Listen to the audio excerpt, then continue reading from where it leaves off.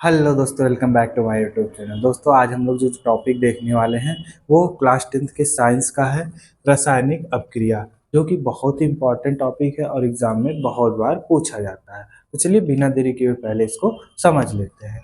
तो सबसे पहले बात आती है कि रासायनिक अपक्रिया होती क्या है। तो देखिए दोस्तों, जब एक या अनेक पदार्थ आपस में अपक्रिया करके नए पदार्थ बनाते हैं तो इस प्रकार की अपक्रिया को क्या कहते हैं, रासायनिक अपक्रिया।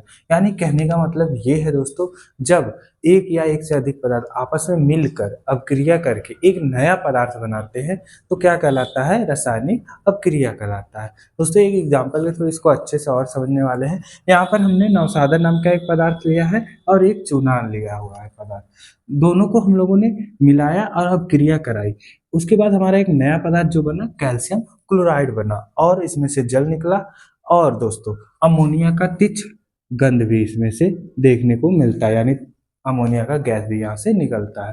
तो जैसा परिभाषा में दोस्तों कहा गया है कि जब एक या अनेक पदार्थ आपस में क्रिया करके नए पदार्थ बनाते हैं, तो यहाँ पर दोस्तों देखिए, ये एक पदार्थ हो गया हमारा नौसादर और एक पदार्थ हो गया हमारा चूना। जब ये दोनों मिले तो एक क्या बना है दोस्तों, नया पदार्थ बना। यहाँ पर देखिएगा नया पदार्थ बना, तो जो नया पदार्थ हमारा बन रहा है वो कैल्शियम क्लोराइड है।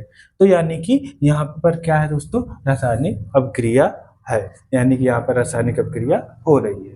दोस्तों ध्यान रहे, जब एक या एक से अधिक पदार्थ मिलकर एक नया पदार्थ बना रहे हैं या अपक्रिया कर कर एक नया पदार्थ बना रहे हैं, इसी को हम लोग क्या कहते हैं, रासायनिक अपक्रिया।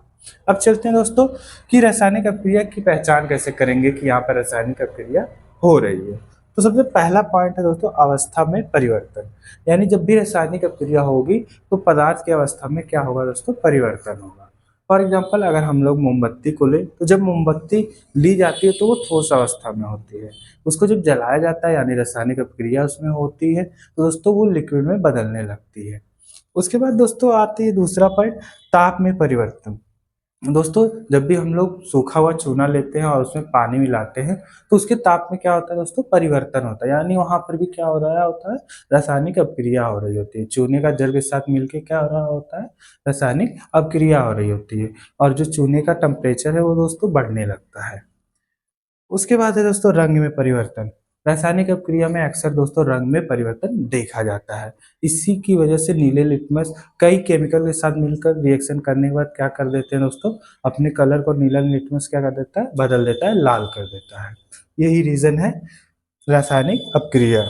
फिर दोस्तों है गैस का निकलना। बहुत सारी अपक्रियाओं में गैस निकलता ही निकलता है। सारी अपक्रियाओं में नहीं निकलता, लेकिन बहुत सारी अपक्रियाओं में दोस्तों गैस जरूर निकलता है। तो आप समझ जाइएगा कि वहाँ पर क्या हो रहा है, रासायनिक अपक्रिया हो रही है। जैसे इसी एग्जाम्पल में आप लोग देखेंगे, जब हम लोगों ने नौसादर और चूना को मिलाया तो यहाँ पर अमोनिया का तीक्ष्ण गैस निकला, यानी कि अमोनिया गैस निकली यहाँ पर। आई होप दोस्तों आपको समझ में आ गया होगा। अगर फिर भी कुछ डाउट रहता है तो कमेंट करिएगा। आगे हम लोग देखेंगे कि संतुलित रासायनिक समीकरण क्या होते हैं और उसको कैसे संतुलित किया जा सकता है। तब तक के लिए चैनल पर बने रहिए। मिलते हैं नेक्स्ट वीडियो में, तब तक के लिए नमस्कार।